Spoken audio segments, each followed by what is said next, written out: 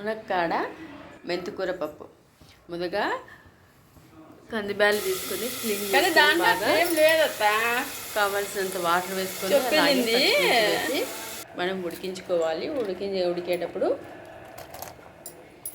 పచ్చిమిర్చి వేసుకోవాలి. కాస్త బ్యాలు ఉడికిన తర్వాత మనం ముక్కలుగా కట్ చేసుకున్న మునక్కాయలని వేసేసుకోవాలి.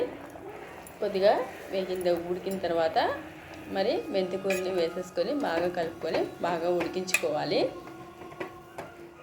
మెంతికూర మునక్కాయ రెండు కాంబినేషన్ చాలా బాగుంటుంది. చూడండి, ఇలాగా ఉడికిన తర్వాత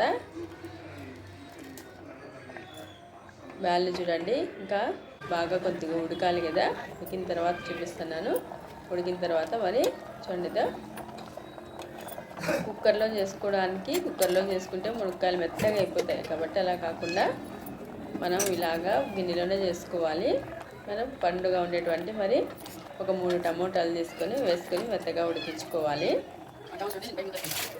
బాగా ఉడికిన తర్వాత చూడండి, ఇలాగ కంటిన్యూగా ఉడికించుకొని మునక్కాడలు ఒకసారి చెక్ చేసుకుంటే ఉడికినాయా లేదా అని తెలిసిపోతుంది. మెత్తగా ఉంటే మునక్కాడలు మనం తీసి సపరేట్ చేసేసుకోవచ్చు. యాక్చువల్గా పెద్ద మునక్కాడలైనా వేసుకోవచ్చు. ఇవి చిన్నగా ఉన్నాయి, చిన్నవి తీసుకున్నాను నేను. అలాగే కొద్దిగా కొత్తిమీర వేసుకున్నాను. చూడండి, మునక్కాడలు మెత్తగా అయిపోయినాయి కదా. ఇప్పుడు మునక్కాడలు మనం సపరేట్ చేసుకుందాము. అలాగే మీరు కావాలనుకుంటే ఇంకా మునక్కాడలు సపరేట్ చేసుకునే ముందు ఇంకా మనం అందులోకి మెయిన్గా సాల్ట్ వేసుకోవాలి, చింతపండు వేసుకోవాలి. చూడండి, చింతపండు తర్వాత టేస్ట్కి తగ్గట్టుగా సాల్ట్ వేసుకొని మరొక 5 నిమిషాలు ఉడికించాలి. మొత్తం మునక్కాడలకి సాల్ట్ పట్టేంత వరకు ఉడికించుకోవాలి.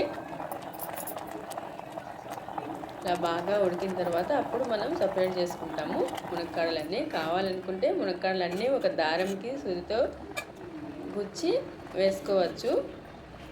వేసుకొని ఒకేసారి అన్నీ తీసేసుకోవచ్చు. లేదంటే ఇలాగా ఒక్కొక్కటి మనకి మునక్కాడలన్నీ సపరేట్ చేసేసుకొని అందులో ఉండే వాటర్ అంతా మొత్తం సపరేట్ చేసి మనం మొత్తం పప్పునంతా వెనుక్కోవాలి. చూడండి, అన్నీ మొత్తం తీసేసుకుంటున్నాను. తీసేసుకొని మొత్తం వెనుక్కోవాలి. చాలా బాగుంటుంది, ట్రై చేయండి. ఇలాగా కొత్తగా ఉన్నట్టుగా చాలా టేస్ట్గా ఉంటుంది. చూడండి, మొత్తం మునక్కాడలన్నీ తీసేసుకున్నాను. ఇప్పుడు గిన్నె పెట్టుకొని అందులోకి 1.5 స్పూను ఆయిల్ వేసుకుందాము.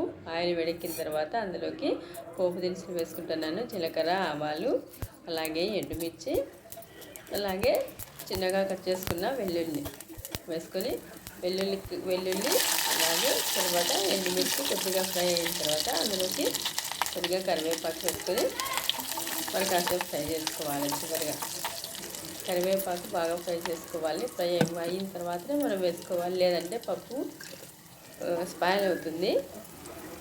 కాబట్టి బాగా అంతా మొత్తం క్రిస్పీగా అయ్యేలాగా ఫ్రై చేసుకొని మొత్తం అందులోకి మనం రెడీ మనం వెనుక్కున్న మొత్తం పప్పుని అందులోకి వేసేసుకోవాలి.